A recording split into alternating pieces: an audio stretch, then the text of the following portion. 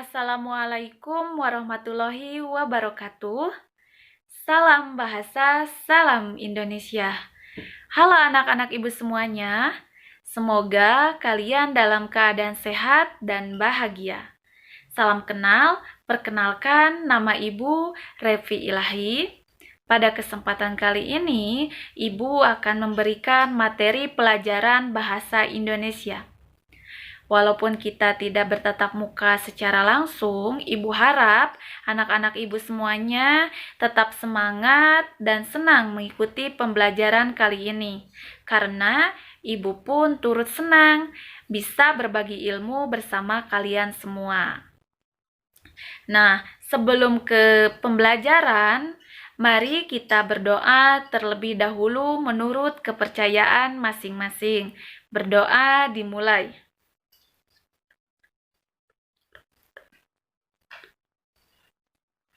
Berdoa selesai. Nah, sebelum ke materi pokok, Ibu akan menyampaikan tujuan pembelajaran terlebih dahulu. Tujuan pembelajaran kali ini yaitu peserta didik diharapkan mampu mengidentifikasi struktur teks eksposisi yang dibaca atau didengar. Mengapa sih kita harus mempelajari teks eksposisi? Apakah penting? Pasti anak-anak ibu semua bertanya-tanya tentang hal itu. Nah, ibu akan menjawab pertanyaan tersebut.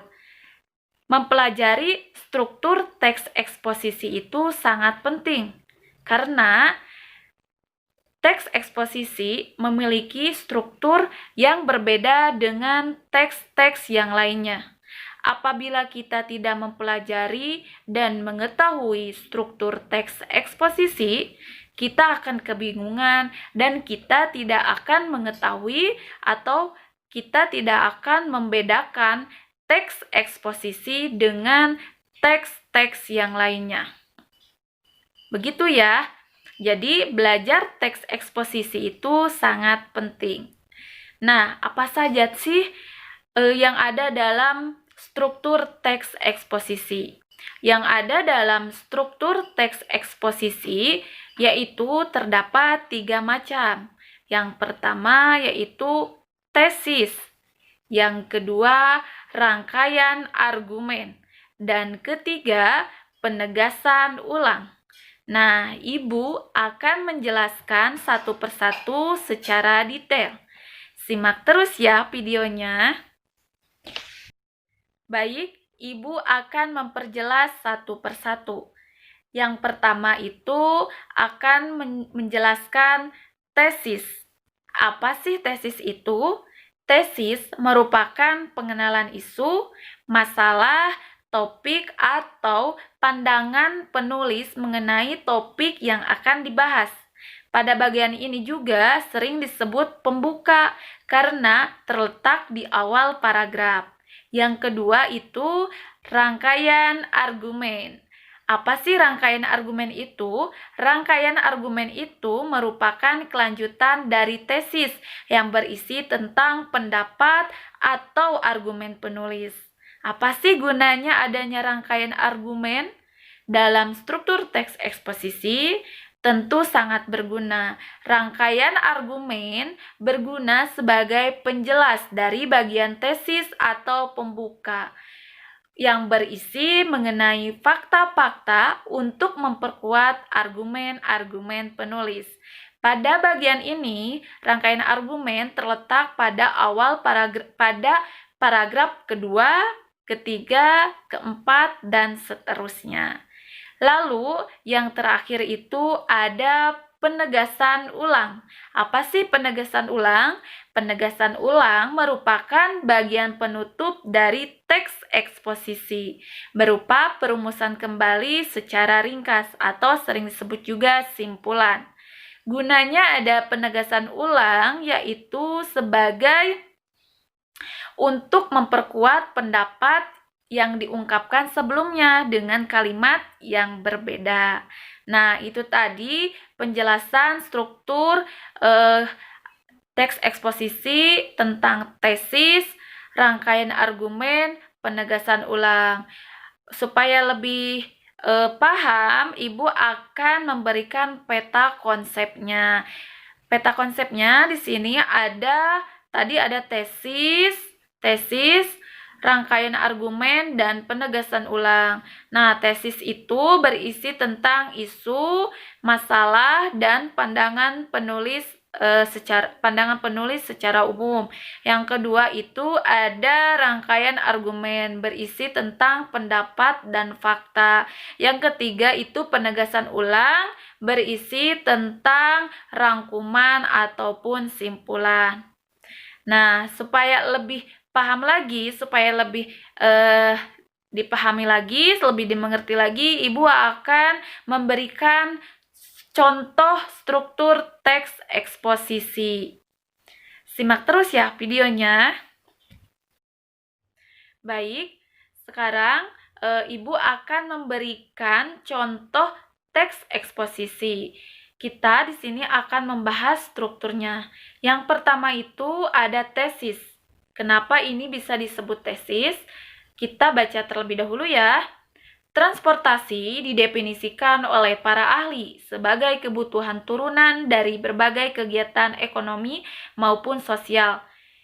Morlock 1985. Tipe kegiatan sosial ekonomi yang berbeda akan memiliki dampak kegiatan transportasi yang berbeda pula. Disebut tesis karena ini merupakan pandangan penulis mengenai topik yang akan dibahas nanti atau pembuka yang akan dibahas nanti. Yang kedua itu ada argumentasi atau rangkaian argumen. Kenapa ini bisa disebut rangkaian argumen? Kita baca terlebih dahulu ya. Kegiatan transportasi harian relatif menimbulkan pergerakan yang bersifat berulang. Misalnya yang terjadi pada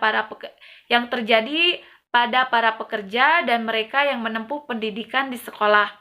Di Yogyakarta, kota kita tercinta ini, kemacetan terjadi setiap hari pada titik yang menjadi jalur pergerakan para pekerja dan siswa dari tempat tinggal menuju lokasi kerja dan sekolah. Kenapa ini disebut rangkaian argumentasi atau termasuk rangkaian argumen?